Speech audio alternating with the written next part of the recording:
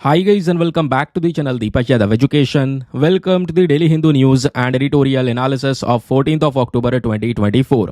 तो गाइज आज है तारीख 14 अक्टूबर 2024 और है Monday.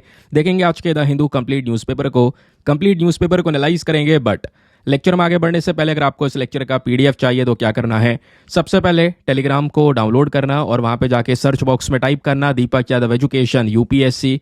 As you can see guys आपको ये वाला चैनल मिल जाएगा, इसको जाके ज्वाइन कर लेना। ज्वाइन करने से फ़ायदा क्या होगा, यहाँ पर आपको डेली बेसिस पे लेक्चर का पीडीएफ मिल जाता है, डेली करंट अफेयर के वीडियो का पीडीएफ मिल जाता है और डेली बहुत सारे डिजिटल नोट्स मिल जाते हैं।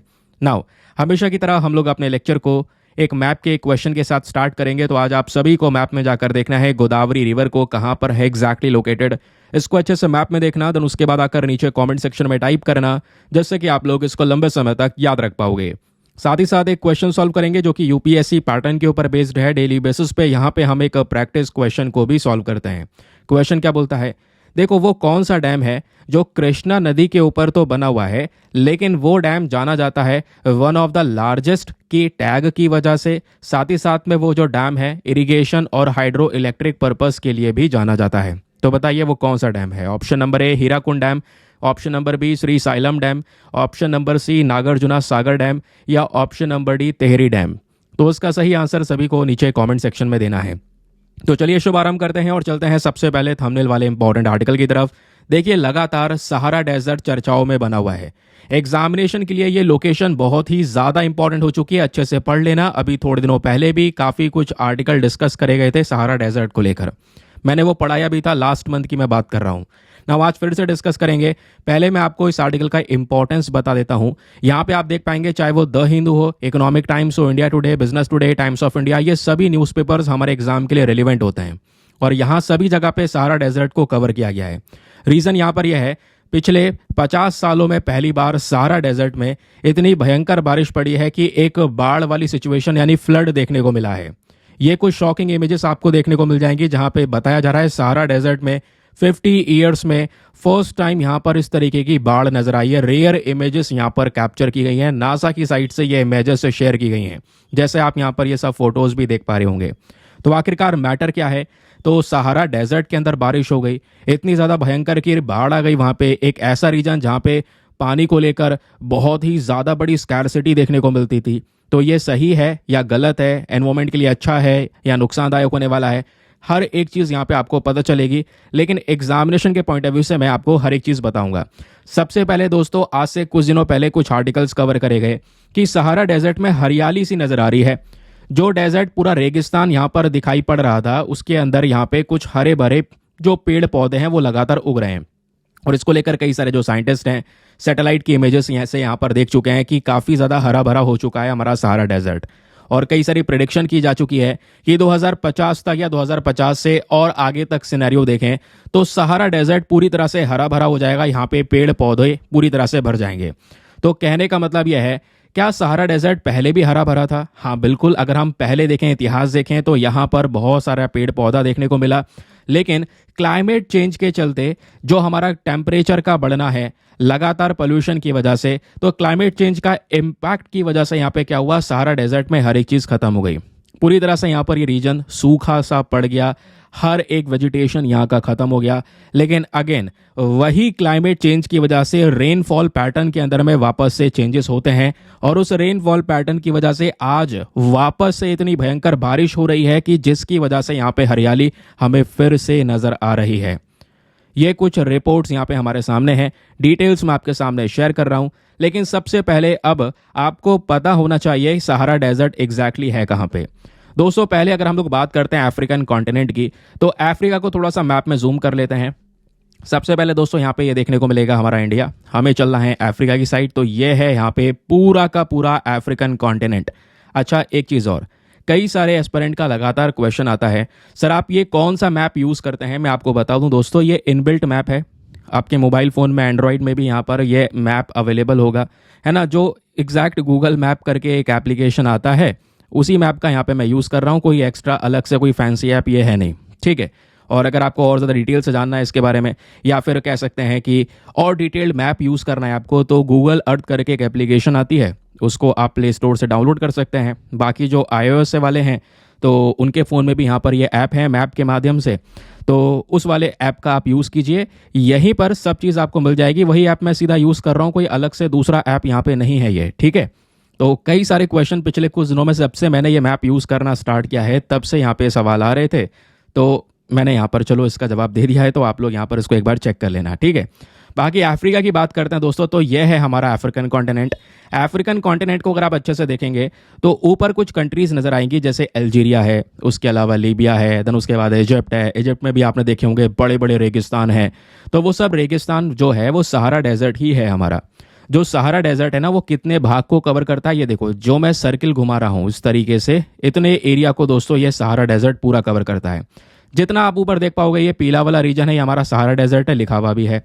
नीचे आप देख पाएंगे जितना भी हरियाली यहाँ पर हो रही है, ये कोई डेजर्ट का रीजन नहीं है, ठीक है। ये जो सहारा डेजर्ट है, ऊपर नीचे हरियाली है। आप कहोगे सर ऊपर भी हरियाली होनी चाहिए थी या नीचे पूरा डेजर्ट होना चाहिए, बीच में आधे में हरियाली और आधे में डेजर्ट कैसे? तो दोस्तों बीच में ना एक वॉल आती है जिसको बोलते हैं ग्रीन वॉल। आई होप आपने पढ़ा होगा इसके बारे में।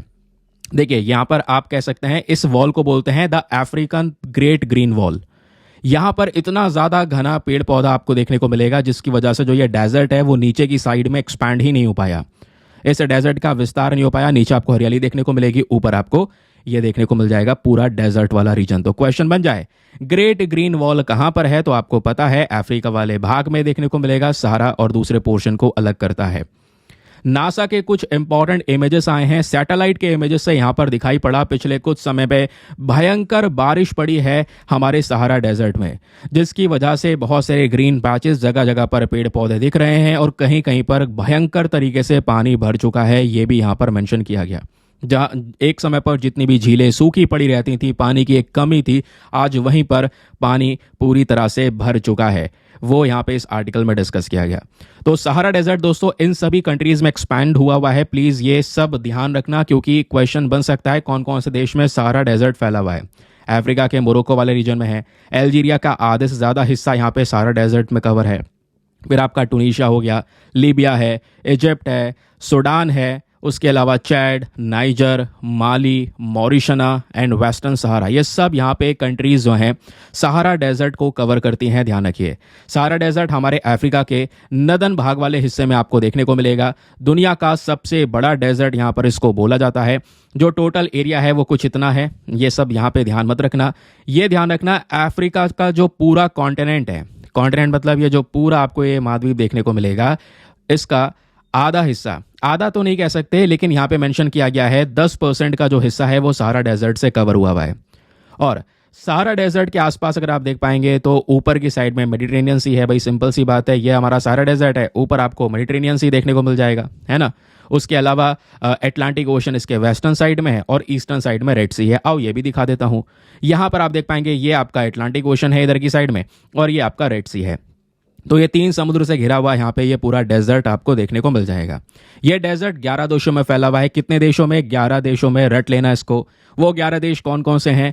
Algeria, Chad, Egypt, Libya, Mali, Mauritania, Morocco, Niger, Western Sahara, Sudan and Tunisia. चलो अब फटाफट नीचे कमेंट सेक्शन में इन 11 देशों को याद करने की एक ट्रिक बना लो, ठीक है। काफ़ी सारी ट्रिक अवेलेबल होंगी यहाँ पे इंटरनेट पे, वो मैंने सर्च नहीं की है, बट ट्रिक आप बना सकते हैं। ट्रिक बना के नीचे कमेंट सेक्शन में लिखो, देखते हैं याद करने के लिए कैसे कैसी ट्रिक आप बना पाते हैं। नाउ बताया जाता है समर सीजन में, गर्मियों के समय पे बात करेंगे तो एवरेज टेम्परेचर इस डेजर्ट का 38 से लेकर 46 डिग्री सेल्सियस तक चले जाता है और 86 लाख स्क्वायर किलोमीटर के एरिया में ये फैला हुआ है। ये जो डेजर्ट है इसका नाम पड़ा है, मतलब सहारा डेजर्ट कैसे रखा गया? एक अरेबिक वर्ड है सहारा, ठीक है, वहीं से यहाँ पर जो है इस वर्ड को लिया गया और इस डेजर्ट का नाम रखा गया। सहारा डेजर्ट में बहुत सारे सैंड ड्यून्स, छोटे छोटे यहाँ पर रेत के टीले हैं, बड़े हैं, छोटे हैं, रेत के टीले आपको नजर आएंगे यहाँ पे, है ना। उसके अलावा सॉल्ट फ्लैट हैं, ग्रेवल पैन, प्लेट्यू, ये सब चीज़ें यहाँ पे सहारा डेजर्ट में आपको देखने को मिलेगी। इस पूरे सहारा डेजर्ट में एक जो हाईएस्ट पॉइंट है, सबसे ऊंची चोटी जो नजर आती है, वो एक वॉल्केनो की है। एक ऐसा वॉल्केनो जो खत्म हो चुका है, एक्सटिंक्ट हो चुका है, और वो उस वॉल्केनो का नाम है माउंट कोसी। और ये वॉल्केनो दोस्तों चैड वाले रीजन में है। और अभी हमने देखा था सहारा डेजर्ट इस तरीके से फैला हुआ है, चैड वाला ये हिस्सा है, यहीं पर वो चोटी देखने को मिल जाती है। समझ गए ना इस बात को? ध्यान रखिएगा, जिसका नाम है माउंट कोसी। ये सबसे ऊंचा पॉइंट आपको नजर आएगा। सहारा डेजर्ट इसलिए भी जाना जाता है क्योंकि यहाँ पे बहुत सारे एनिमल्स आपको देखने को मिलेंगे, जिसमें कैमल है, गोट, चीता, उसके अलावा gazelles, ostrich, fennec fox, monitor lizard, ये सब यहाँ पर अलग अलग एनिमल्स आपको देखने को मिल जाते हैं जो सहारा डेजर्ट में रहते हैं। और सहारा डेजर्ट के बारे में कुछ और इंपॉर्टेंट फैक्ट जानने हैं तो एक कुछ डिटेल्स आपके सामने, इसको ध्यान में रखिएगा। सहारा डेजर्ट आज के समय पर दुनिया का तीसरा सबसे बड़ा डेजर्ट है, एंटार्क्टिक और आर्कटिक के बाद में। प्लीज़ इस बात को ध्यान में रखिएगा, ठीक है। तो यहाँ पे हम पहले एंटार्क्टिक और आर्कटिक को गिन रहे हैं, प्लीज़ इसको ध्यान रखिएगा, क्योंकि एंटार्क्टिक भी वही रीजन है जो हमारे ठंडे रीजन है। जब बात आती है कोल्ड डेजर्ट की तो यहाँ पे सिंपल सी बात है, देखो सहारा डेजर्ट तो यह है, वैसे दुनिया का जो गर्म डेजर्ट की बात होती है तो सबसे बड़ा डेजर्ट यही है, सहारा डेजर्ट। लेकिन जब ठंडे डेजर्ट की बात आती है, कोल्ड डेजर्ट की, तो आपका एंटार्क्टिक और आर्कटिक है। जैसे ऊपर वाला हिस्सा यहाँ पर आपको देखने को मिल जाएगा, फिर उसके बाद में यहाँ पर ये नीचे आपको एंटार्क्टिक देखने को मिल जाएगा। ये देख रहे हो, नीचे एंटार्क्टिक है और ऊपर यहाँ पे आपका आर्कटिक नजर आएगा। समझ गए, ये आर्कटिक सर्कल भी आपको दिख रहा होगा। तो ये दोनों हमारे कोल्ड डेजर्ट्स में आते हैं।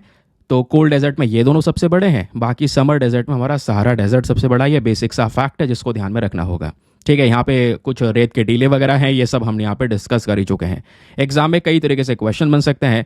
आपसे क्वेश्चन बन सकता है ग्रीन वॉल कौन कौन से एरिया से गुजरता है, तो ये सब देशों से यहाँ पर जो ग्रीन वॉल है वो गुजरता हुआ नजर आएगा।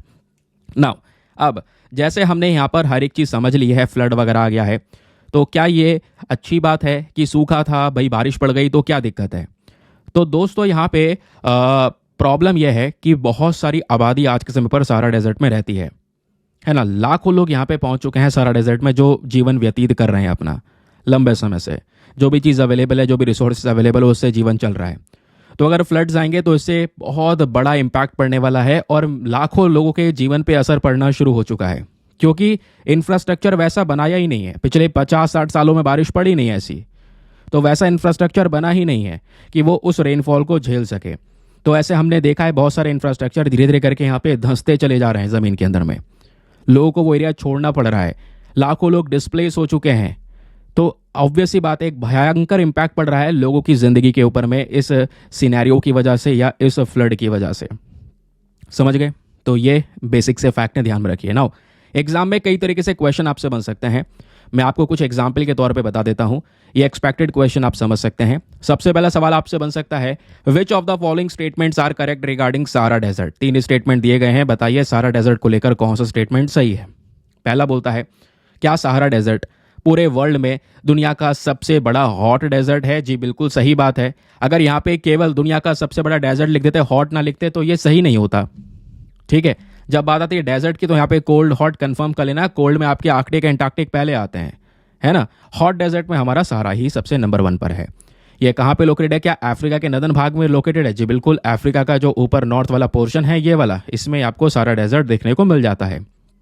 तीसरा, सहारा डेजर्ट में आपको बहुत ज़्यादा एक्सट्रीम टेम्परेचर्स देखने को मिलते हैं और बारिश बहुत कम होती है। अभी तक तो ऐसा ही होता था, बट सिनेरियो अभी तो चेंज हुआ है। तो वैसे यहाँ पे अगर आप देख पाएंगे तो तीनों के तीनों स्टेटमेंट्स आपके सही हैं। तो ऐसे क्वेश्चन बन सकता है। कुछ क्वेश्चन ऐसे आप देख सकते हैं कि with reference to the geography of Sahara desert, बताइए कौन सा जो स्टेटमेंट है वो सही है। पहला, क्या सहारा डेजर्ट नॉर्थ अफ्रीका में कई सारे देशों में फैला हुआ है? जी बिल्कुल, 11 देशों में फैला हुआ है। दूसरा स्टेटमेंट, सहारा डेजर्ट में आपको ऊंचे और निचले हिस्से दोनों देखने को मिलेंगे? जी बिल्कुल, अभी हमने पढ़ा था कई सारे रेत के टीले भी हैं और यहाँ पे वॉल्केनो भी हैं, तो हाई और लो एलिवेशंस दोनों यहाँ पे प्रेजेंट हैं। तीसरा, क्या इसमें सैंड ड्यून्स भी प्रेजेंट है? जी बिल्कुल, यहाँ पर ये भी प्रेजेंट है, हमने डिस्कस किया है। तो तीनों के तीनों स्टेटमेंट भी यहाँ पर अगेन सही है। देन उसके बाद फिर से वही आंसर है, बट यहाँ पर देख लो, मैं आपको बता रहा हूँ कि यहाँ क्वेश्चन कैसे बन सकता है। फिर ऐसे सवाल बन सकता है कि बताइए which of the following desert is located in Africa. यहाँ पे 4 डेजर्ट्स के नाम दिए गए हैं, बताओ इन चारों में से कौन कौन से डेजर्ट हैं जो अफ्रीका में लोकेटेड हैं। तो इसका सही उत्तर क्या होना चाहिए? कालाहारी डेजर्ट, नामिब डेजर्ट और सहारा डेजर्ट, ये तीनों अफ्रीका में है। एटाकामा डेजर्ट अफ्रीका में नहीं है। एटाकामा डेजर्ट दोस्तों आपका चिली में है। चिली बेसिकली यहाँ पर एक साउथ अमेरिकन कंट्री है, ये आपको पता होना चाहिए। चलिए मैं आपको थोड़ा सा एक और फोटो दिखाता हूं जिसमें एक बढ़िया जो डिटेल्स है वो आपको यहाँ पर मिलेगी। इस फोटो को ध्यान से देखिए दोस्तों, यहाँ पे डेजर्ट्स का पूरा एक पिक्चर आपके सामने प्रेजेंट है।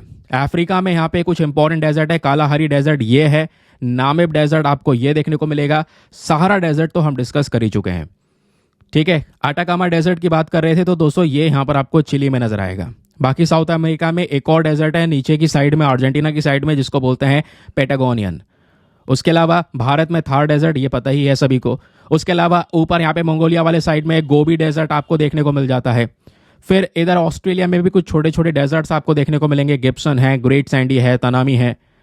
और ऊपर की साइड में यहाँ पर कुछ डेजर्ट्स आपको अरेबियन डेजर्ट ये देखने को मिल जाता है, समझ गए। तो ये कुछ डेजर्ट्स आपको नजर आएंगे। ऊपर आर्कटिक वाला ये डेजर्ट है, नीचे एंटार्क्टिक वाला, लेकिन ये ठंडे वाले रीजन है क्योंकि पोल वाले रीजन्स पे लोकेटेड है ना, नॉर्थ पोल साउथ पोल पर है। तो ये बेसिक चीज़ें हैं। क्वेश्चन जहाँ से बनेगा, मैंने पूरा का पूरा टॉपिक आपका तैयार कर दिया है, कैसे भी पॉसिबल क्वेश्चन आ जाए आप आराम से सॉल्व कर पाएंगे।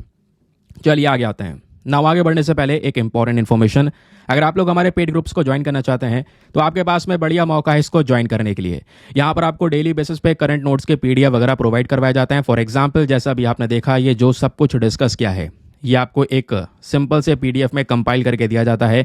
एक ऐसा पीडीएफ जिसका प्रिंट आउट वगैरह आप निकलवा सकते हैं। एक ऐसा पीडीएफ जो हिंदी और इंग्लिश दोनों भाषाओं में होता है। एक ऐसा ग्रुप आपको ज्वाइन करवा दिया जाएगा जहां पे करंट अफेयर का सभी कंटेंट आपका सिक्योर हो जाता है। सभी कंटेंट सिक्योर हो जाता है क्योंकि एक लंबा सफर है यहाँ पे करंट अफेयर्स प्रिपरेशन का। तो इतना सब कुछ कंटेंट लिखना, नोट्स बनाना काफ़ी टाइम लग जाता है, वो सब मैनेजमेंट आपका इस ग्रुप में कर दिया जाता है। और ग्रुप को ज्वाइन करने का फी पेमेंट भी बहुत ही ज़्यादा मिनिमम है, just 499 for the life time access. जब तक आपका सिलेक्शन ना हो जाए तब तक आप इस ग्रुप को ज्वाइन करके रख सकते हैं। ज्वाइन करने के लिए क्या करना है, व्हाट्सएप पर जाना, यहाँ पर आपको एक नंबर दिया गया है 8534873368। इस नंबर पर मैसेज कर देना कि I want to join this group. वहाँ पे आपको रिप्लाई मिलेगा, पेमेंट का प्रोसेस दिया जाएगा और उससे ज़्यादा इंपॉर्टेंट आपको डेमो वीडियो का लिंक भी मिलेगा। आप पूरे डेमो वीडियो को अच्छे से चेक कर सकते हैं, देख सकते हैं कि मुझको कहाँ पर क्या फ़ायदे हो रहे हैं, अपने आप को कंप्लीटली सेटिस्फाई कर लेना, उसके बाद जाकर ये इन्वेस्टमेंट करना। ठीक है, तो दोस्तों ये हुआ। बाकी यार एक काम और कर दिया करो, मेक श्योर करो वीडियो पे लाइक का बटन है उसको प्रेस कर दिया करो।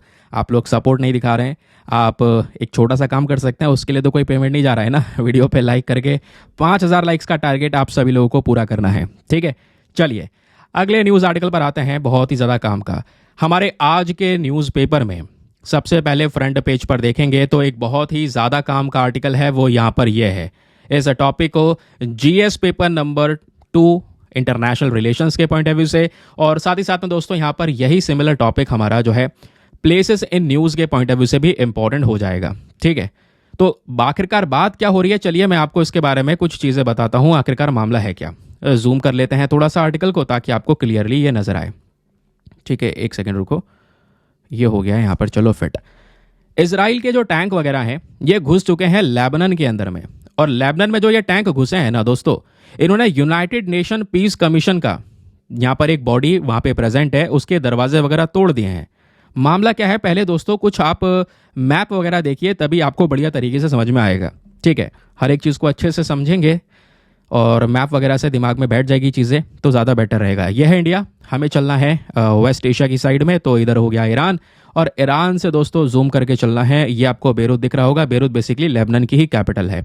ये हमारा हो गया एक देश लेबनान, ये लेबनान की बाउंड्री आपको नजर आएगी। नीचे आपका एक देश हो गया इजराइल।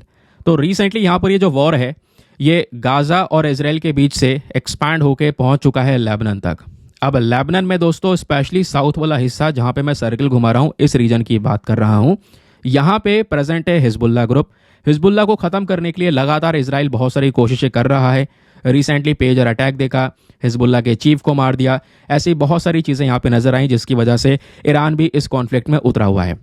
नाउ अब यहाँ पे एक क्वेश्चन यह है कि देखो यहीं पर एक बॉर्डर है, लेबनान और इजराइल के बीच में एक बॉर्डर है जिसको ब्लू लाइन के नाम से जानते हैं। और अभी के समय पर इसी हिस्से में जो यूएन पीस कीपिंग मिशन है, यूएन पीस कीपिंग मिशन का एक अलग कॉन्सेप्ट है, अभी मैं आपको समझाऊंगा। उसमें कुछ लोग यहाँ पे रखे जाते हैं जो दुनिया भर में शांति बनाने के लिए तैनात किए जाते हैं। ये यूनाइटेड नेशन का इनिशिएटिव है, भारत से भी बहुत सारे ऑफिसर जाते हैं, भारत भी बहुत सारा कंट्रीब्यूशन देता है अपने सोल्जर्स का इस यूएन पीस कीपिंग मिशन में। तो यूएन पीस कीपिंग मिशन के अलग अलग बॉडीज हैं, एक बॉडी है यूएनएफआईएल करके, वो बॉडी यहाँ पे प्रेजेंट है। ठीक है, यहाँ पे शांति बनाने के लिए, देखने के लिए कि इजराइल जो है एस्केलेट ना करे इस पर्टिकुलर रीजन को, जो ये ब्लू लाइन का बॉर्डर है शांति बने रहे, इस तरीके से यहाँ पे एक बॉडी बैठा रखी है। लेकिन हुआ यहाँ पर यह है कि उनके जो बॉडी का जो पूरा एक क्वार्टर बना हुआ है उसका दरवाज़ा वगैरह भी तोड़ दिया है इस टैंक के माध्यम से, और इजराइल सीधा सीधा लेबनान में एंटर कर चुका है ग्राउंड ऑपरेशन चलाने के लिए। वही यहाँ पे डिस्कस किया जा रहा है कि जो ग्राउंड ऑपरेशन है यहाँ पर इजराइल धीरे धीरे बढ़ चुका है। इजराइल की जो फोर्स है जिसको हम बोलते हैं इजराइल डिफेंस फोर्स, इसको लेकर यहाँ पे डिस्कशन हो रहा है कि इन्होंने जो मेन गेट है United nation peace keeping force का, कहाँ पर, साउथ लेबनान में एक जगह है जिसका नाम है रम्या नाम की जगह। क्या नाम है? रम्या। तो इस जगह में दरवाजा वगैरह तोड़ दिया इस पीस कीपिंग मिशन का। और जो मैंने आपको बोला था UNIFIL, ये क्या है? इसकी फुल फॉर्म है United nation interim force in Lebanon, यानी जो हमारा यूनाइटेड नेशन का पीस कीपिंग फोर्स है जिसका शांति बनाने का मेन काम है ना।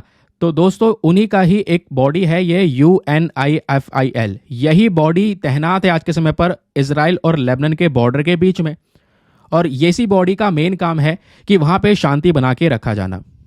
समझ गए? तो यहाँ पे अभी क्या हुआ, इनको भी हटाते हुए इजराइल की जो फोर्स है डिफेंस फोर्स, वो अभी के समय पर लेबनान में उतर चुकी है। और वहाँ पे देखो, आप फोटो में देख पा रहे होंगे, धुआं धुआं कर दिया है पूरी तरह से, और बहुत सारी फायरिंग वगैरह भी की है, ताकि यहाँ पे एक बताया जा सके कि भाई जो ये फोर्सेस प्रेजेंट है यूनाइटेड नेशन की, हमें इनसे लेना देना कुछ नहीं है, ये हट जाएं। और ये बात खुद यहाँ पे मेंशन किया जा रहा है कि एक वीडियो मैसेज शेयर किया गया इजराइल के प्राइम मिनिस्टर बेंजामिन नेतन्याहू के साइड से। उन्होंने यूनाइटेड नेशन सेक्रेटरी जनरल जो है एंटोनियो गुटेरेस, उनसे ये बोला है कि देखिए यहाँ पे टाइम आ चुका है, आप यूनाइटेड नेशन की जो FIL वाली बॉडी है इसको प्लीज वहां से हटा लीजिए बॉर्डर के पास से, क्योंकि यहाँ पे हम जा रहे हैं एक बड़ा ग्राउंड ऑपरेशन चलाने के लिए। तो हिजबुल्ला यहाँ पे क्या कर सकता है, इन्हीं सोल्जर्स का इस्तेमाल कर सकता है, इनको होस्टेज बना सकता है। इनका कहना है कि हिजबुल्ला यहाँ पे बंदी बना सकता है उन यूनाइटेड पीस कीपर्स को जो शांति बनाने के लिए वहां पे गए हैं। तो प्लीज यहाँ पे बॉर्डर से हटा लो, क्योंकि हम बड़ा ऑपरेशन चला रहे हैं। और अगर यहाँ पे आप मना करोगे, यानी बेंजामिन नेतन्याहू वीडियो मैसेज में ये बोलते हैं कि एंटोनियो गुटेरेस अगर इन सोल्जर्स को वहां से हटाते नहीं हैं और या उस कॉन्सेप्ट को मना करते हैं, तो इससे कहीं ना कहीं यहाँ पर ये सोल्जर्स की जान खतरे में आ जाएगी। हिजबुल्ला उधर से होस्टेज बना लेगा, ये इनका कहना है। बाकी जो इजराइल डिफेंस फोर्स के सोल्जर्स हैं उनका कहना यह है कि देखिए हम ब्लू लाइन को क्रॉस कर रहे हैं, लेबनान में एंटर कर रहे हैं और एंटर कर चुके हैं। हमारे टैंक लगातार चीज़ों को डिस्ट्रॉय करेंगे, आपका जो मेन गेट वगैरह है वो सब डिस्ट्रॉय कर दिया गया है। फोर्सिबली यहाँ पर इजराइल एंटर कर चुका है लेबनान के अंदर में ग्राउंड ऑपरेशन के लिए। और उसके बाद में जो यूनाइटेड नेशन के हमारे सोल्जर्स हैं उनसे कोई लेना देना नहीं है, उनसे हम बातचीत बना के रखे हुए हैं। यानी इजराइल कह रहा है कि इजराइल के डिफेंस फोर्सेस ने कोऑर्डिनेशन बना के रखा है, और हम चाहते हैं कि जो यूनाइटेड नेशन के जो ये पीस कीपर्स हैं वो शांतिपूर्वक बने रहें, और जो है यहाँ पे किसी की जान ना जाए, हमारा मेन पर्पज़ यही है। तो इन सोल्जर्स को आप विड्रॉ कर लोगे, यानी यूनाइटेड नेशन विड्रॉ कर लेगा तो ज़्यादा बेटर रहेगा। तो कितने लोग प्रेजेंट हैं यहाँ पे? बोला जा रहा है कि लगभग 10,000 से ज़्यादा जो पीस कीपर्स हैं, जो 50 अलग अलग देशों से आते हैं, वो यहाँ पे UNFIL के अंडर में काम करते हैं, है ना। और क्या यहाँ पे भारत का कंट्रीब्यूशन है? देखो, जो यूनाइटेड नेशन का पूरा पीस कीपिंग मिशन है, जहाँ पे ये लोग बात करते हैं दुनिया भर में शांति बनाने के लिए, स्पेशली वो कंट्रीज जहाँ पे कोई वॉर चल रहा है या कोई और इशू चल रहा है, तो वहाँ पे तो ये प्रॉपर तरीके से वर्क करते हैं, ध्यान रखिए, है ना। वहाँ पे तो भारत का एक बहुत बड़ा कॉन्ट्रीब्यूशन है। इंडिया जो है वहाँ पे बहुत सारे सोल्जर्स को भेजता है हर बार, और इस बार भी हम लोगों ने यहाँ पे सोल्जर्स भेजा हुआ है।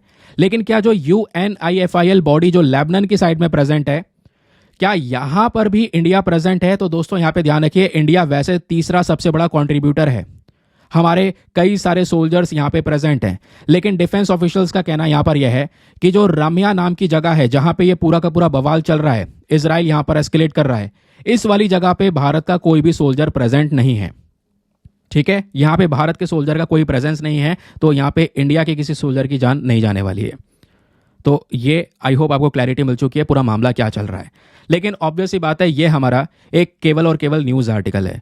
इस न्यूज़ आर्टिकल को एग्जाम के लिए तोड़ना होगा, अच्छे से हर एक चीज़ को समझना होगा। एग्जाम में क्वेश्चन कहाँ से बन सकता है, आपको बॉर्डर्स के बारे में पता होना चाहिए, यूनाइटेड नेशन का पीस कीपिंग मिशन क्या है ये पता होना चाहिए, और स्पेशली जो UNIFIL नाम की जो बॉडी है जिसके बारे में हम डिस्कशन कर रहे हैं ये पता होना चाहिए। अब ये कैसे पढ़ना है, आइए चलिए मैं आपको इसके बारे में समझाता हूँ।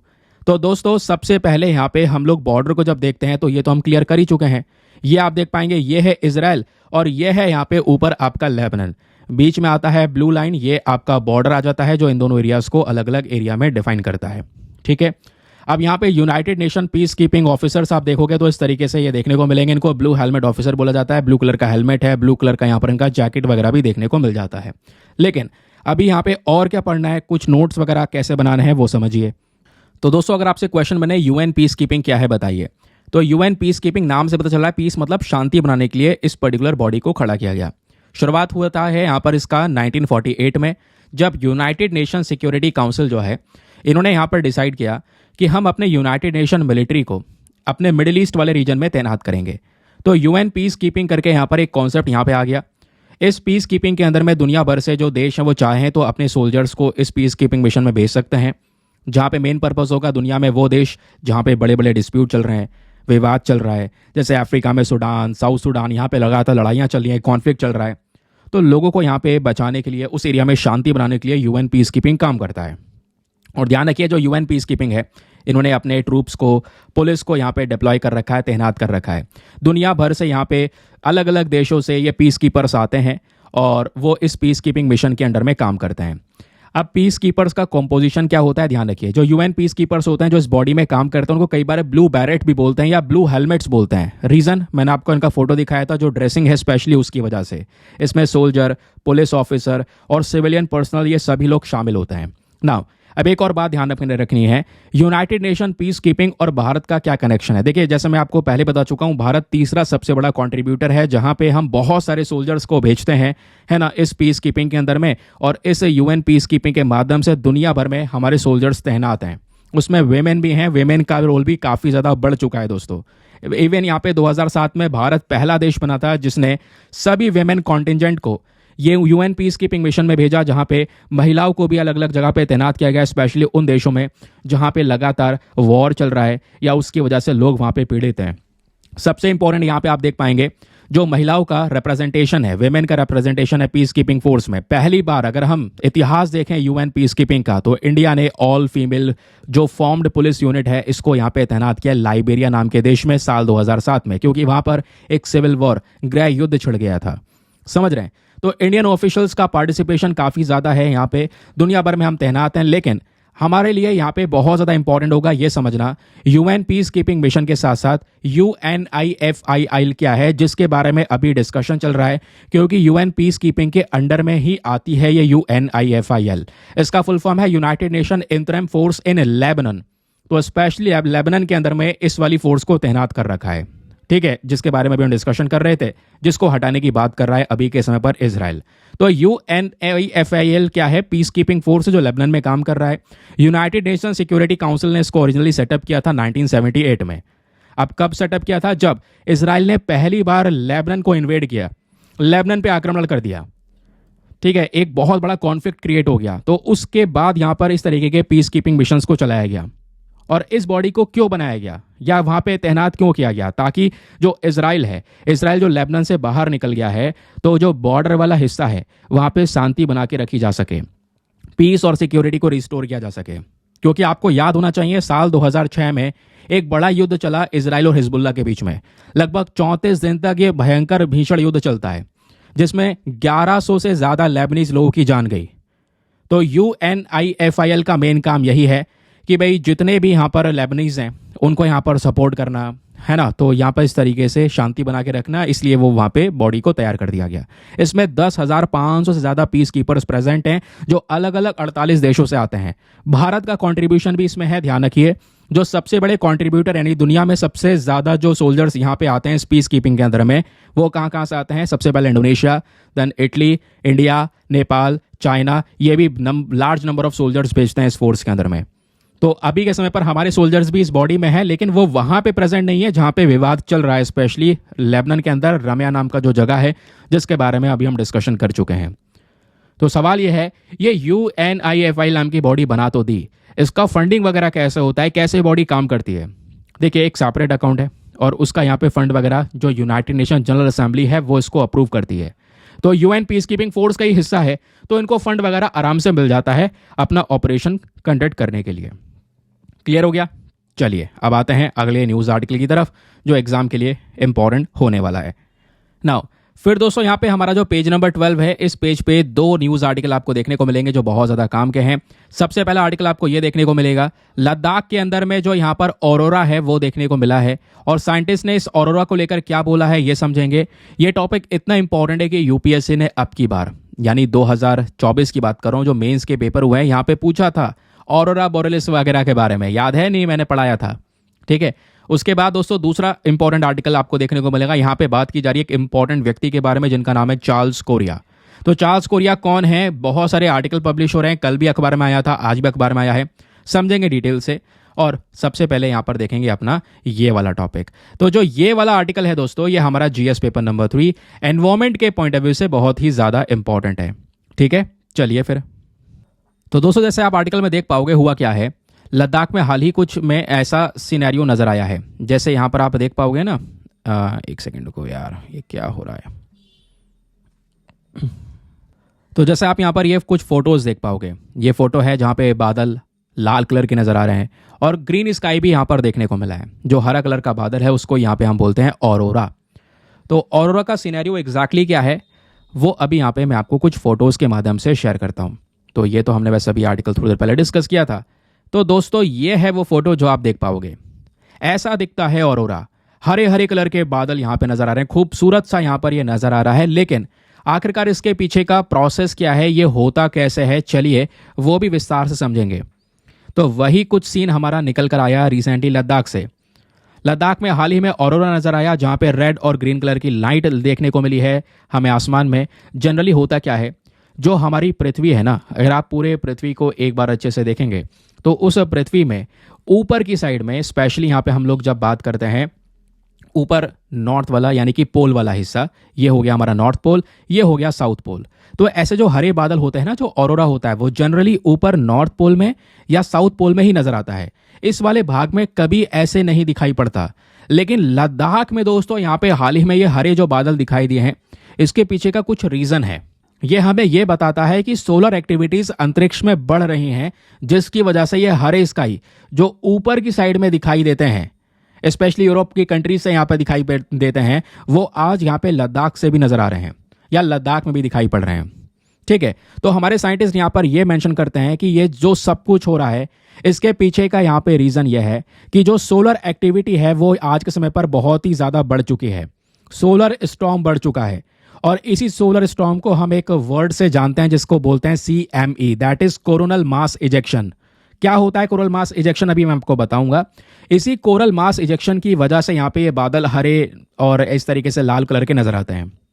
तो ये जो ऑरोरा का कॉन्सेप्ट है, आइए समझते हैं अब ये एग्जैक्टली होता क्या है। और ये जो फोटो है दोस्तों, ये आपको हर एक बात अच्छे से यहाँ पे बता देगा। ठीक है, ये आप देख पाएंगे ऑरोराज बनता कैसे है। सबसे पहले आपको पता होगा, होता यह है कि सूरज से बहुत सारी जो हवाएं हैं, तो वो सोलर विंड्स यहाँ पे चलती हैं और सोलर विंड्स यहाँ पे आप देख पाएंगे एक एनर्जी के साथ में आती हैं। तो हमारे पृथ्वी तक वो सोलर विंड्स आती हैं, लेकिन ये सोलर विंड्स अगर डायरेक्टली पृथ्वी पे पड़ेंगी तो इससे बहुत ज़्यादा नेगेटिव इम्पैक्ट पड़ेगा हमारे अर्थ के ऊपर में। तो एग्जैक्टली होता यह है कि इस पृथ्वी को अगर आप देखोगे तो हमारे आसपास आपने एक वर्ड सुना होगा मैग्नेटिक फील्ड, है ना। अच्छा, ये लिखा तो है मैग्नेटिक फील्ड, यहाँ पे आपको नजर आती है। ठीक है, पृथ्वी के आपको दोनों तरफ मैग्नेटिक फील्ड देखने को मिलेगी। लेकिन वो मैग्नेटिक फील्ड वर्क कैसे करती है? वो मैग्नेटिक फील्ड हमारी पृथ्वी को प्रोटेक्शन प्रोवाइड करवा रही है सन की इसी सोलर विंड से, क्योंकि ये सोलर विंड यहाँ पे काफी कुछ डैमेज कर सकती है, तो इससे प्रोटेक्शन प्रोवाइड करवाती है।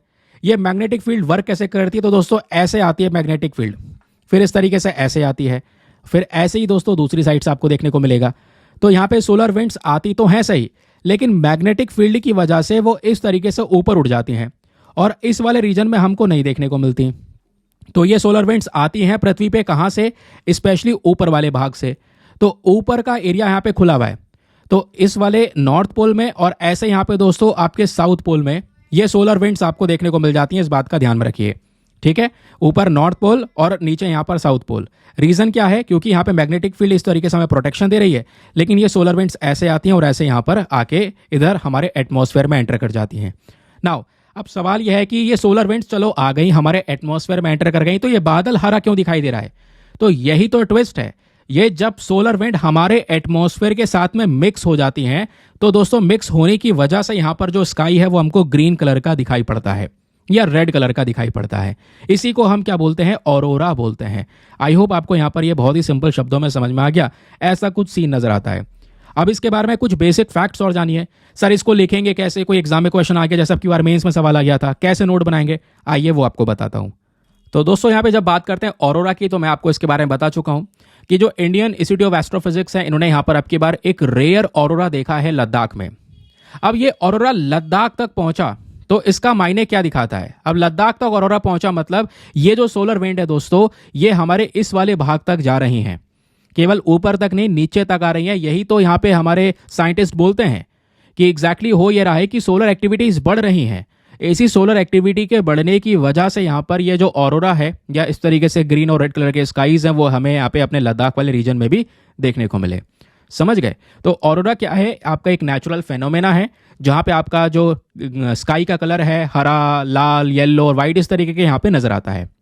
जो ऑरोरा है कई बार इसको हम पोलर लाइट भी बोलते हैं। अच्छा, पोलर लाइट क्यों बोलते हैं? क्योंकि जनरली यहाँ पर ये पोल वाले रीजन पे अभी हम डिस्कस कर रहे थे ना, या तो ये नॉर्थ पोल पे या ये साउथ पोल पे दिखाई पड़ता है, लेकिन अब ये पोलर लाइट से दोस्तों शिफ्ट हो रहा है सीधा मिडिल वाले रीजन में भी यहाँ पर धीरे धीरे करके दिखाई पड़ना शुरू हो चुका है। समझ गए इस बात को? तो नॉर्थ वाले भाग में अगर हम बात करेंगे तो ये जो डिस्प्ले है, इसको ध्यान रखना, जो हमने अभी ये मैप ड्रॉ किया, मान लो अर्थ है, अर्थ का जो ऊपर साउथ पोल वाला हिस्सा है और नीचे, सॉरी ऊपर वाला नॉर्थ पोल है, नीचे साउथ पोल है।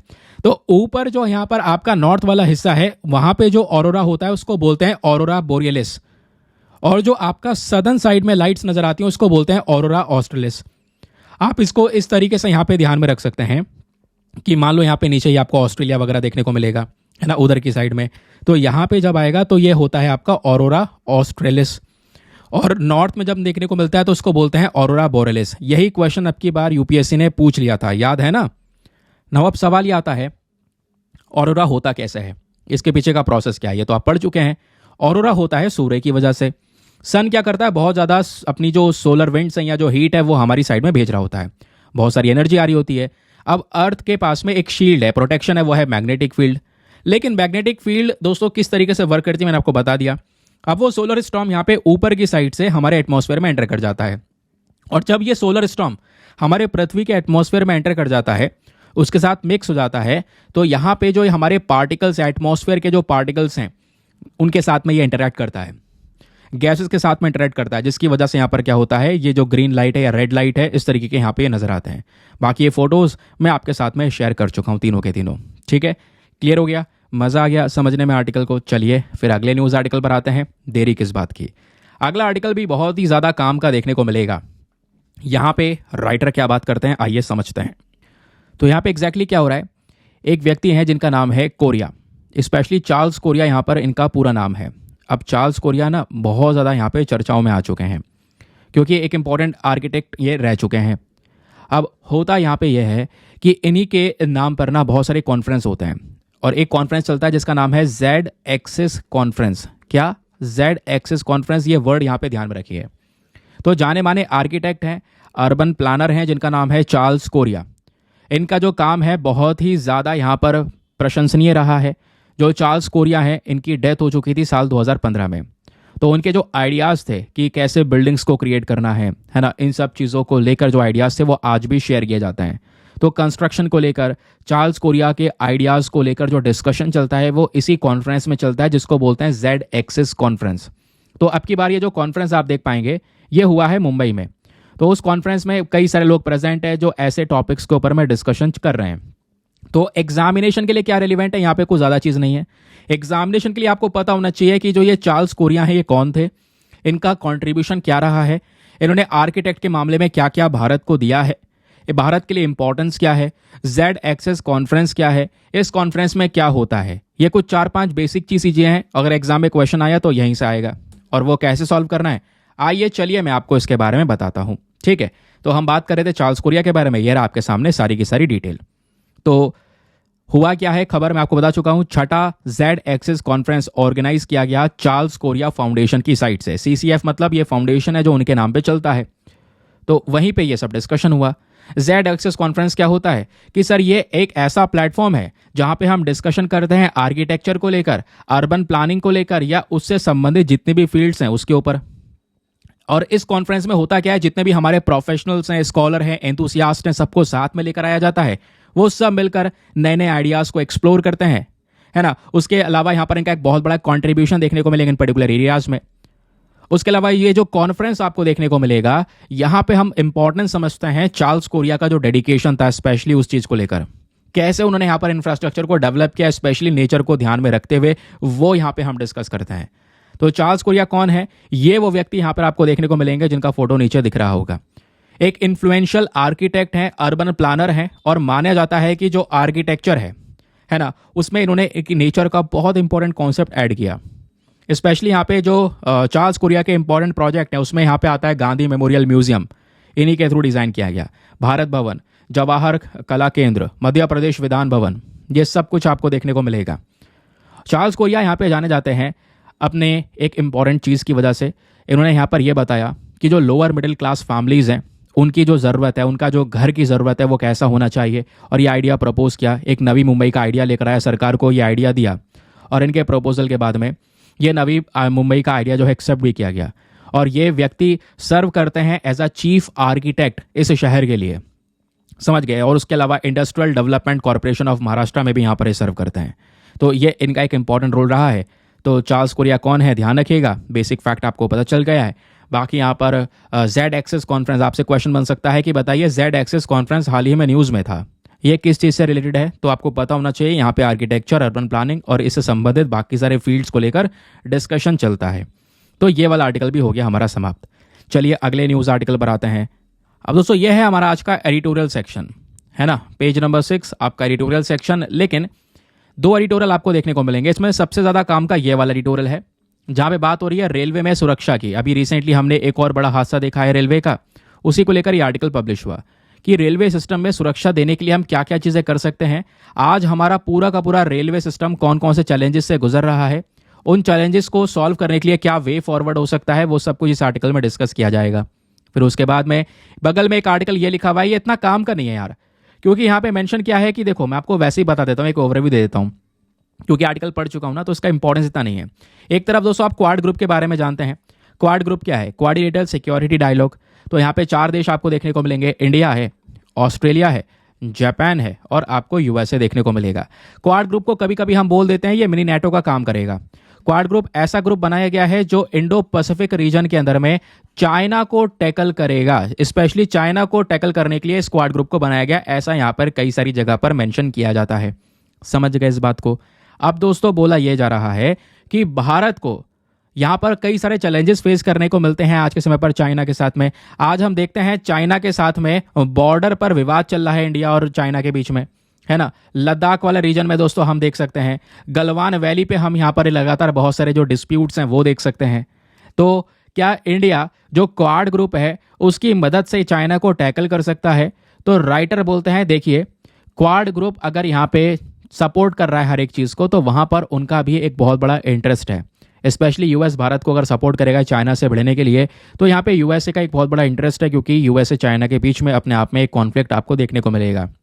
राइटर बोलते हैं कि भारत को ऐसा नहीं है कि क्वाड में ही पूरी तरह से इन्वॉल्व हो जाना है, क्योंकि हाल ही में आपको पता है क्वाड की मीटिंग के लिए जो पीएम मोदी हैं वो यूएसए गए, क्वाड का मीटिंग का डिस्कशन हुआ।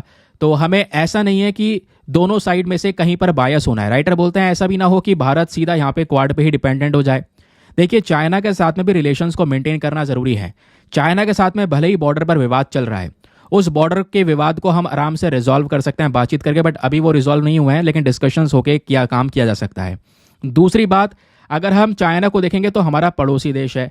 और तीसरी सबसे अहम बात यहाँ पर यह है कि भारत और चाइना का जो व्यापार है, जो ट्रेड है, वो यहाँ पर एक मोस्ट इंपॉर्टेंट फैक्टर है दोनों के रिलेशंस को मेंटेन करने के लिए। आज दोनों देशों का व्यापार $100 बिलियन से ज़्यादा का है, और इसमें इंडिया ट्रेड डेफिसिट फेस करता है। आज हम आधे से ज़्यादा सामान चाइना से इंपोर्ट करते हैं और एक्सपोर्ट के नाम पे कुछ एक्सपोर्ट नहीं कर रहे हैं चाइना को। तो डिपेंडेंसी व्यापार के मामले में बहुत ज़्यादा है। वो डिपेंडेंसी अगर खुद ही हम लें तो यहाँ पे अगर रिलेशन को इम्पैक्ट पड़ेगा तो सीधा हमारे इकोनॉमी को भी झटका लगेगा। बहुत सारी चीज़ें हमें मेंटेन करके चलनी होगी।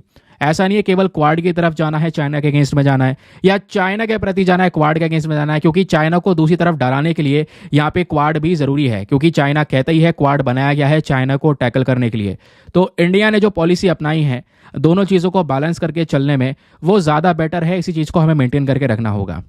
ठीक है। और कोशिश करना होगा चाइना के साथ में जो बॉर्डर पर विवाद है स्पेशली उसको रिजॉल्व करना। इतनी आसानी से होगा नहीं, लेकिन करना यहाँ पे भी बहुत ही ज़्यादा ज़रूरी है। तो इसमें कुछ ऐसी खास चीज़ें नहीं है क्योंकि उन्हीं चीज़ को बार बार रिपीट किया गया है और कुछ ज़्यादा काम की चीज़ें भी नहीं है, तो वो मैंने यहाँ पे आपको एज इट इज़ एक ओवरव्यू दे दिया है। ये वाला एडिटोरियल हमारा ज़्यादा काम का है भाई। यहाँ पे बोला जा रहा है कि भाई रेलवे में इतने सारे एक्सीडेंट हो रहे हैं, चलता फिरता कॉफिन बन चुका है। इंसान को आज डर लग रहा है रेलवेज में सफ़र करने से। लगातार एक के बाद एक इंसिडेंट नज़र आ रहा है। तो हमें इसको लेकर क्या करना चाहिए वो यहाँ पर राइटर एक्सप्लेन करते हैं। तो ये सब क्यों मैं आपको बता रहा हूँ, रीज़न यहाँ पे दोस्तों यह है कि अभी हाल ही में 11 अक्टूबर, आज तो 14 अक्टूबर है, 11 अक्टूबर को एक बड़ा खतरनाक एक्सीडेंट होता है। जो पैसेंजर ट्रेन है वो यहाँ पे मालगाड़ी के साथ में टकरा जाती है और जिसकी वजह से 13 बोगियाँ यहाँ पे पलट जाती हैं। ये होता है चेन्नई के पास में पूरा इंसिडेंट, कैसा फोटो यहाँ पे आप पीछे देख भी पा रहे होंगे। अब होता यह है यहाँ पे समस्या और एक बहुत बड़ा मुद्दा आ रहा है the issue of Indian railway safety का, क्योंकि इंडियन रेलवे सेफ्टी अगेन आज के समय पर चर्चाओं में है, एक नज़रों में लोगों के आ चुकी है। हमने अभी हाल ही में वेस्ट बंगाल के अंदर में जो सिलीगुड़ी के पास में एक बड़ा भयानक एक्सीडेंट हुआ था वो देखा, जिसमें 40 लोग यहाँ पर घायल हो गए थे। फिर अभी एक्सीडेंट ये देखने को मिल रहा है। लगातार ऐसी खबरें आ रही हैं। आज यहाँ पे ट्रेन पटरी से उतर गई, आज यहाँ पे ट्रेन पलट गई। एक बहुत बड़ा सिक्योरिटी थ्रेट यहाँ पर आपको ये देखने को मिलेगा। जो ये एक्सीडेंट्स आपको दिख रहे हैं ये हमें बताते हैं कि हमें बहुत ही ज़्यादा ज़रूरत है कॉम्प्रहेंसिव रिफॉर्म्स की। एक भारी भरकम बदलाव की ज़रूरत है। सेफ्टी प्रोटोकॉल्स को इम्प्रूव करना होगा, पैसेंजर्स के वेलबींग को हमें इंश्योर करना होगा और ऐसे एक्सीडेंट्स को भविष्य में रोकना होगा। अदरवाइज लोग यहाँ पे ट्रेन से ट्रैवल करना बंद कर देंगे या कम करेंगे। और ऐसा नहीं है ट्रेन एक्सीडेंट्स यहाँ पर कुछ ये नया बात है, लगातार हो रहे हैं। नेशनल क्राइम रिकॉर्ड ब्यूरो का डेटा है, अपना खुद का डेटा। राइटर बोलते हैं कि जो डेटा है उसमें यह बोला जा रहा है कि हर साल 2010 से लेकर 2021 के बीच में आप देखेंगे तो हर साल लगभग 23,000 लोगों की जान जाती है या 23,000 लोगों की जान गई है रेलवे एक्सीडेंट्स के अंदर में। तो यह बड़ा नंबर है। नाउ क्वेश्चन यहां पर आता है आखिरकार जो ये रेलवे एक्सीडेंट्स हो रहे हैं इसके पीछे के रीजंस क्या हैं, कारण क्या है। चलिए अब यहाँ पे कारण समझिए दोस्तों। सबसे पहला यहाँ पर जो रीजंस है वो है डीरेलमेंट। ये सबसे मेन चीज है। डीरेलमेंट मतलब ट्रेन का पटरी से उतर जाना। और डीरेलमेंट एक मेजर कारण देखने को मिला ट्रेन एक्सीडेंट्स में, है ना। ट्रैक का मेंटेनेंस प्रॉपर ना होना या प्रॉपर तरीके से आइडेंटिफाई ना करना किस ट्रैक पे गाड़ी चल रही है, तो उसकी वजह से यहाँ पर ये प्रॉब्लम्स आती हैं। दूसरा यहाँ पे जो रीजन है एक्सीडेंट का वो है कॉलिशन, यानी ट्रेन टकराना। ट्रेन यहाँ पे टकरा जा रही है दूसरे ट्रेन के साथ में, तो ये एक बड़ा यहाँ पर रीज़न आपको देखने को मिल जाता है एक्सीडेंट्स के पीछे का। तीसरा रीज़न है सिग्नल फेलियर। कई बार दोस्तों जो सिग्नल्स हैं जो हमारे लोको पायलट्स को कह सकते हैं कि इशारा देते हैं चलाने के लिए गाड़ी को, वो सिग्नल्स फेल कर जाते हैं। तो उनका सिग्नल का प्रॉपर तरीके से काम ना करना। मान लो आगे गाड़ी खड़ी है, सिग्नल काम नहीं कर रहा, अब ट्रेन उसी पटरी पर जा रही है, वो भी सेम टू सेम आगे निकल गई, सिग्नल दिया ही नहीं क्योंकि सिग्नल काम नहीं कर रहा, तो आगे जाके वो ठुकनी है, एक दूसरे में कोलाइड होनी है। तो वो कुछ सिनेरियोज यहाँ पे देखने को मिलते हैं। प्रॉपर मेंटेनेंस ना होना, सिग्नल फेलियर होना, ये भी एक कारण है जिसकी वजह से यहाँ पर क्या हो रहा है कि लगातार ऐसे ट्रेन एक्सीडेंट्स नजर आ रहे हैं। नाउ क्वेश्चन यहाँ पर यह है कि आज के समय पर हमें रेलवे की सेफ्टी को क्यों ध्यान में देना चाहिए। बहुत ध्यान में देना इसलिए जरूरी है क्योंकि आज लाखों लोग यहाँ पर रेलवे से ट्रैवल कर रहे हैं। जब बात करते हैं पैसेंजर्स और वॉल्यूम की, तो यहाँ पे दोस्तों ध्यान रखिए जो रेलवेज है यहाँ पे ऑलमोस्ट हर साल बिलियंस ऑफ लोग यहाँ पर ट्रैवल कर रहे हैं। और उसके बाद यहाँ पर मेंशन किया गया कि लगभग मतलब अगर हम देखेंगे जो मैसिव पॉपुलेशन है भारत की, मिलियंस ऑफ लोग यहाँ पर, मिलियंस ऑफ लोग की बात कर रहे हैं, मिलियंस ऑफ लोग यहाँ पर रेलवेज में ट्रैवल कर रहे हैं। उसी पे ही यहाँ पर वो मेनली रिलाय करते हैं। मतलब डेली बेसिस पे यहाँ पर आना जाना, वो भी यहाँ पे क्या हो रहा है कि रेलवे से किया जाता है। दूसरी चीज़ इकोनॉमिक इम्पैक्ट। इंडियन रेलवे एक बहुत ही ज़्यादा इंपॉर्टेंट कंपोनेंट है हमारे देश के ट्रांसपोर्टेशन इंफ्रास्ट्रक्चर के लिए, है ना। कोई भी अगर डिसरप्शन होगा रेलवेज में तो ऑब्वियस ही बात है वो सीधा झटका हमारी इकोनॉमी को लगने वाला है। रेलवे बहुत बड़ी इंडस्ट्री आपको देखने को मिलेगी, गवर्नमेंट की मोनोपोली है वो, तो यहाँ पे एक इकोनॉमिक सेटबैक लगेगा। तीसरा इकोनॉमिक माइग्रेंट्स। जो ट्रेन है दोस्तों ये आज के समय पर जीवन बना हुआ है। भारत के कुछ गरीब इकोनॉमिक माइग्रेंट्स इधर से उधर ट्रैवल कर रहे हैं उनके लिए, तो उनको भी यहाँ पर बुरा तरह से एक असर फेस करना पड़ रहा है। उसके अलावा सेफ्टी यहाँ पे एक बहुत बड़ी रिक्वायरमेंट भी हमारे लिए होने वाली है। सेफ्टी प्रोटोकॉल्स को हमें फॉलो करना पड़ेगा क्योंकि यहाँ पे अगर हम दूसरे देशों से compete करते हैं तो ऐसे एक्सीडेंट्स बार बार जगह जगह पे नज़र नहीं आ रहे हैं। इससे इंडिया का एक इमेज खराब हो रहा है कि आज के ज़माने में भी जहाँ पे हम एक से एक लेटेस्ट टेक्नोलॉजी का यूज़ कर रहे हैं, उस ज़माने में भी यहाँ पर ट्रेनें टकरा रही हैं। तो ये कोई अच्छा इमेज सेट नहीं करता, वो यहाँ पर राइटर एक्सप्लेन करते हैं। नाउ क्वेश्चन यहाँ पर यह है कि हमारे सामने चैलेंजेस क्या हैं, क्यों नहीं करते, हम क्यों नहीं सुधार कर पा रहे। चैलेंजेस में सबसे पहला चैलेंज है technical glitches and system failure. लगातार यहाँ पे सिस्टम जो फेल हो रहा है या टेक्निकल जो इशू होते हैं, उसकी वजह से यहाँ पर जो ट्रेन है वो क्रैश कर जाती है। दूसरा यहाँ पे फंडिंग, भाई यहाँ पे प्रॉपर तरीके से फंड अलोकेट तो कर दिया जाता है, उस फंड को अच्छे से खर्च ना करना, चीज़ों को मेंटेनेंस ना करना, रेलवे ट्रैक का मेंटेनेंस ना करना, ये रीज़न बन जाता है कहीं ना कहीं यहाँ पर एक बहुत बड़ा चैलेंज है। अगर फंडिंग नहीं आएगा या फंडिंग का सही से उपयोग नहीं होगा तो ये दिक्कतें होंगी। उसके अलावा प्रॉपर मेंटेनेंस ना होना, क्योंकि हमारे जो controller and auditor general of India है CAG, इनकी एक ऑडिट रिपोर्ट आती है। उस रिपोर्ट में हाईलाइट किया गया कि रेलवे ट्रैक पे जो मेंटेनेंस एक्टिविटीज़ हैं यहाँ पे बहुत सारी खामियां या बहुत सारी कमियां देखने को मिली हैं। तो यहाँ पे इंस्पेक्शन वगैरह प्रॉपर नहीं हुआ, डेली बेसिस पे मतलब रेगुलरली आप उसको इंस्पेक्ट करेंगे, एक रिपोर्ट तैयार करेंगे तो यहाँ पे पता तो चल सकेगा ना कि कहाँ पर क्या क्या सेफ्टी का इशू है। वहाँ पे फंडिंग का यूज़ करके हम उस एरिया को इम्प्रूव कर सकते हैं, मेंटेनेंस को मेंटेन कर सकते हैं, है ना। फिर एक और चैलेंज है कंजेशन एंड ओवरक्राउडिंग। भाई इंडियन रेलवे नेटवर्क जो है यहाँ पे बहुत भीड़ है, आप देख पाएंगे, है ना। एक ओवर क्राउडेड जो ट्रेन होती है यहाँ पे, इसमें भी रिस्क बन जाता है डिसबैलेंसेस का। जो बहुत ज़्यादा मात्रा में पैसेंजर्स भर जाते हैं, जितनी कैपेसिटी है उस रेलवे की, उसमें से उससे कहीं गुना ज़्यादा उस ट्रेन में लोग भर जाते हैं, जैसे आजकल होता ही है। तो इससे दोस्तों सेफ्टी प्रोटोकॉल्स को कहीं ना कहीं एक इम्पैक्ट पहुँचता है। फिर आता है ह्यूमन फैक्टर, ह्यूमन एरर भी आपको देखने को मिल जाता है, ठीक है। कई बार यहाँ पे ओवर स्पीडिंग हो जाती है, ट्रेन ज़्यादा स्पीड से चल रही है, तो वो भी एक रीज़न बन जाता है। तो ह्यूमन एरर्स भी आपको देखने को मिलेंगे, है ना। और उसके बाद में जो हमारा एक्सपेंशन आज के समय पर इंफ्रास्ट्रक्चर में, उसमें हम काफ़ी ज़्यादा पीछे हैं। मतलब कहने का ये है, चीज़ें अपग्रेड नहीं हो पा रही हैं। हम कवच सिस्टम लेकर आए हैं, लेकिन कवच सिस्टम में अभी टाइम लगेगा कि हम सभी जगह पर उसको इम्प्लीमेंट कर सकें। कवर सिस्टम क्या है आपको पता है ना, 2 ट्रेन अगर आमने सामने आ रही हैं तो उनको टकराने से रोक देगा। पहले यहाँ पर वो कवर सिस्टम ऑटोमेटिकली हमारे ट्रेन में ब्रेक मार देगा, तो वो ट्रेनें टकराएंगी नहीं। तो राइटर वही तो बोलते हैं कि कवच को लागू करना हमारी प्रायोरिटी है, लेकिन दोस्तों यहाँ पर ये सबसे मेजर पॉइंट है, ऐसा नहीं कह सकते। हमें और भी कई सारे एस्पेक्ट पे ध्यान रखना होगा जो मैंने अभी यहाँ पर शेयर किया है। अब राइटर ये भी बोलते हैं कि कई सारे उपाय इसके हो सकते हैं। पहला उपाय यहाँ पर क्या होगा, हमें प्रॉपर तरीके से थॉरो इन्वेस्टिगेशन करना होगा, वो भी रेगुलर बेसिस पे। ज़रूरी है कि टाइम टू टाइम हम इन्वेस्टिगेशन करें इन ट्रेन एक्सीडेंट्स को लेकर, और आइडेंटिफाई करें इसका पीछे का मेन कारण क्या है, और फिर उसके बाद में जब आइडेंटिफाई कर लिया कारण क्या है तो उसमें सुधार किया जाए। दूसरा यहाँ पे हम कर सकते हैं अपनी जो मेंटेनेंस प्रैक्टिस है दोस्तों, उसको और ज़्यादा मजबूत कर सकते हैं। ट्रैक का जो मेंटेनेंस है उसको बना के रखना, प्रॉपर इंस्पेक्शन करना, इंफ्रास्ट्रक्चर को अपग्रेड करना, ताकि यहाँ पर इस तरीके से जो पटरियों से ट्रेनें उतर जा रही है वो सब चीज़ें ना हो आगे, है ना। और एक सेफ ऑपरेशन हम लोग चला सकते हैं, तो ये काम किए जा सकते हैं। ये इसका दूसरा सोल्यूशन है। तीसरा, सफिशिएंट फंडिंग प्रोवाइड करवाना भी ज़रूरी है, क्योंकि ये सब कुछ कब होगा, जब प्रॉपर तरीके से फंडिंग आएगी तभी तो होगा। अगर आप यहाँ पे सफिशिएंट फंडिंग नहीं प्रोवाइड करवाएंगे तो कुछ नहीं होने वाला। तो फंडिंग प्रोवाइड करवाना ताकि सेफ तरीके से सारा वर्क किया जा सके। उसके अलावा जो हमारा स्टाफ है, हाँ ये बहुत इंपॉर्टेंट पॉइंट हम कह सकते हैं, जो हमारा स्टाफ है उसको प्रॉपर ट्रेनिंग प्रोवाइड करवाना। स्टाफ का शॉर्टेज है रेलवेज में, ये हर एक रिपोर्ट बता चुकी हैं। तो शॉर्टेज होने की वजह से कुछ लोग हैं, अब उनसे ओवर वर्क करवाओगे तो उसकी कैपेसिटी नहीं है उतना कुछ हैंडल करने की। तो यहाँ पे आप नए स्टाफ को भी रख सकते हैं, प्रॉपर ट्रेनिंग प्रोवाइड करवा सकते हैं, स्किल नॉलेज प्रोवाइड करवा सकते हैं, ताकि ह्यूमन एरर कम से कम हो जाए। मानव है, गलती होगी, लेकिन यहाँ पर हमें सोचना होगा स्टाफ की कमी है। रेलवे इतना बड़ा सेक्टर है तो वहाँ पे स्टाफ पूरा करना होगा।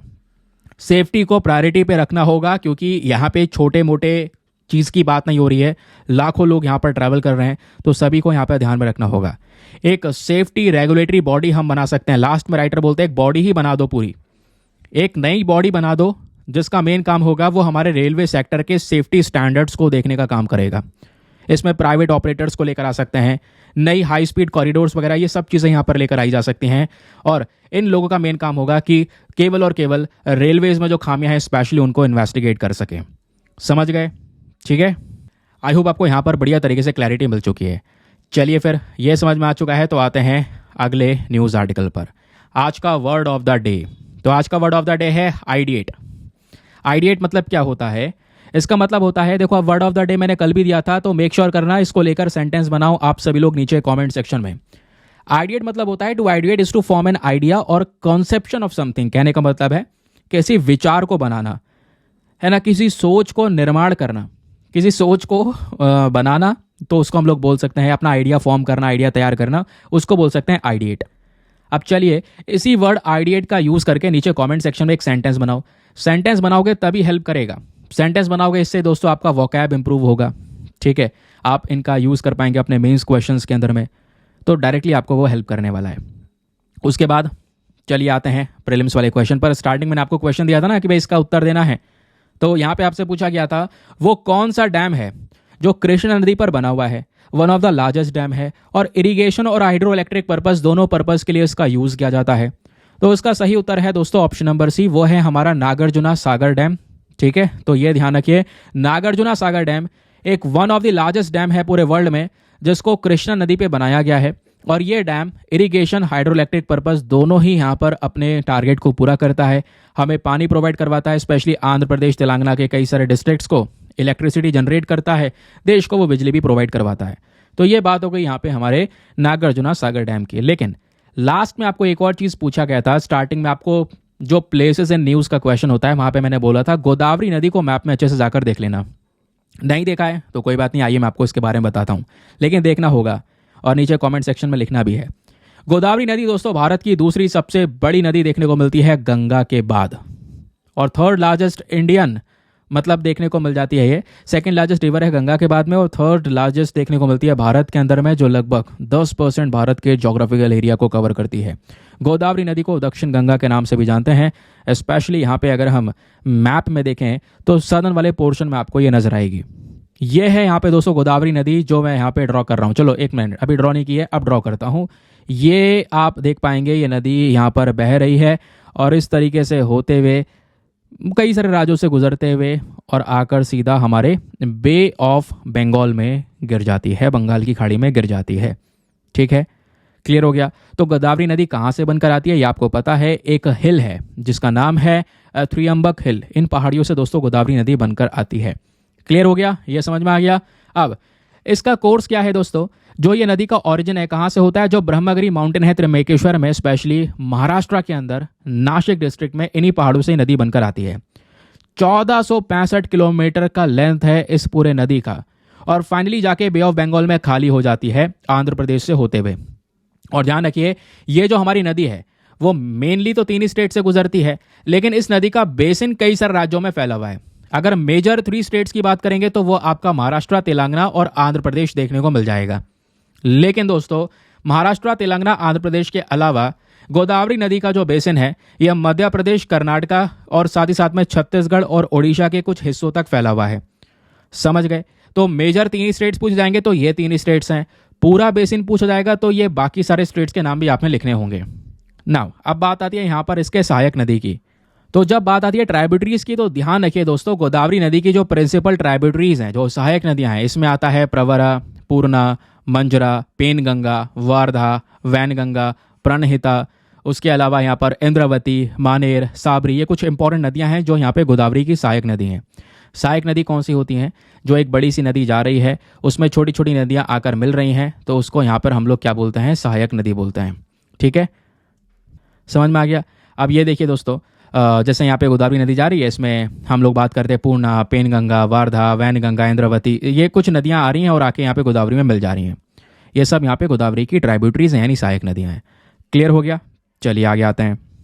तो ये था दोस्तों आज का हमारा डिस्कशन। आई होप आपको मजा आया होगा, बहुत सारी जानकारी मिली होगी। उसके अलावा यहाँ पर कुछ नहीं पढ़ना, ये दोनों एडिटोरियल में से काम की चीज़ें मैंने आपको यहाँ पे बता दी है। इस वाले एडिटोरियल के जो प्रॉपर नोट्स हैं वो यहाँ पे प्रोवाइड करवा दूंगा। दूसरी बात क्या है, देखिए बहुत सारे यहाँ पे कमेंट्स आ रहे हैं लगातार किस चीज़ को लेकर, सर पीडीएफ प्रोवाइड नहीं करवाया। मैं आपको पीडीएफ को लेकर कुछ इंपॉर्टेंट जानकारी दे देता हूँ। यार जो ये कंटेंट मेकर है ना, उनके साथ में कुछ दिक्कत चल रही है पिछले कुछ समय से। मैंने पेड वाले ग्रुप में इसके बारे में शेयर भी किया था, तो यहाँ पर वो चीज़ों को थोड़ा सा मैनेज नहीं कर पा रहे हैं, बट फिर भी कंटेंट इकट्ठा है, तो कोई बात नहीं है। पेड ग्रुप वालों को तो कंटेंट मिला है टाइम पर। यहाँ पे जो पीडीएफ्स वगैरह है पब्लिक ग्रुप में वो प्रॉपर तरीके से अपलोड नहीं हो पाई है, मुझे पता है पिछले कुछ दिनों में। तो वो सारी पीडीएफ्स इकट्ठी करके प्रॉमिस है आज तो मैं करवा दूंगा, क्योंकि कल भी मैं यार कह देता हूँ, मैसेज कर देता हूँ, उनके साथ में कुछ दिक्कत चल रही है तो वो नहीं कर पा रहे हैं, यार टाइम नहीं दे पा रहे हैं। फिर मैं किसी और से बात करके यहाँ पे वो काम करवा दूंगा और आपकी जो पीडीएफ्स हैं वो अपलोड करवा दूंगा। तो जैसे आज की पीडीएफ, कल की पीडीएफ और उससे पहले 2 दिन की पीडीएफ, और यहाँ पर ये 4 दिन की पेंडिंग पड़ी हुई हैं। उन 4 दिन की पेंडिंग पीडीएफ को मैं प्रोवाइड करवा दूंगा। अगर नहीं करते हैं वो तो मैं खुद यहाँ पे करूँगा, मैं खुद यहाँ पे बनाकर शॉर्ट फॉर्म में, जैसे मैं पहले एक पीडीएफ में आपको देता था कि भाई आर्टिकल लगा दिया और आर्टिकल के साथ साथ यहाँ पर आपको बैकग्राउंड इन्फॉर्मेशन के लिए एक शॉर्ट पॉइंट लगा दिया, उसमें से आप बैकग्राउंड इन्फॉर्मेशन को गेन कर पाओगे। तो वैसा पीडीएफ प्रोवाइड करवा दूंगा। तो वहाँ पे आपको खैर जो इन्फॉर्मेशन हमने डिस्कस किया पिछले कुछ दिनों में वो तो मिल जाएगी, ठीक है। तो उसके लिए यहाँ पे परेशान ना होएं। कुछ लोगों का कहना है कि सर आप पीडीएफ वगैरह प्रोवाइड नहीं करवा रहे हैं, सब कुछ पेड कर दिया है। नहीं, ऐसा नहीं है यार, पीडीएफ वगैरह प्रोवाइड करवा दी जाएंगी। कुछ समस्याएं होती हैं, कभी कभी हो जाती हैं। अभी तक यहाँ पे पिछले 3-4 सालों से रेगुलर पीडीएफ्स मिली हैं, बीच में कुछ समस्या आ गई हैं, तो यहाँ पे मैनेज कर सकते हैं अपन लोग। हाँ, बात मेरी तरफ से भी है कि मैंने ये मतलब पब्लिकली इसके बारे में बताया नहीं, क्योंकि यार मैं खुद मतलब ज़्यादा इन चीज़ों पे एक्टिव नहीं रहता, ज़्यादा यहाँ पर मतलब कॉन्टैक्ट में नहीं रहता। तो उनसे मैंने खैर कह दिया है, अब जो भी होगा, जो भी यहाँ पर वो बताएंगे, नहीं तो फिर मैं खुद अपने हाथ से बनाकर यहाँ पे पीडीएफ डाल दूंगा, बस बात खत्म, ठीक है। चलिए, तो आज हम ये काम करते हैं। मिलेंगे आप लोगों से फिर अगले वीडियो में। अगला वीडियो कब? शाम को 8 से 8:30 के बीच में मिलोगे ना? शाम से 8:30 के बीच में या 8:30 बजे तक एक वीडियो अपलोड होगा जिसमें हम शॉर्ट आर्टिकल्स, द हिंदू तो न्यूज़पेपर पूरा कवर कर रहे हैं जैसा आपने देखा, उसके अलावा बचे कुछ बहुत सारे न्यूज़ आर्टिकल और हैं, इंडियन एक्सप्रेस के और बाकी सारी चीज़ों के, वो सब कुछ भी कवर करेंगे। मज़ा आएगा। शाम को मिलेंगे आपसे अगले वीडियो में। आज के लिए bye bye, have a nice day, thank you and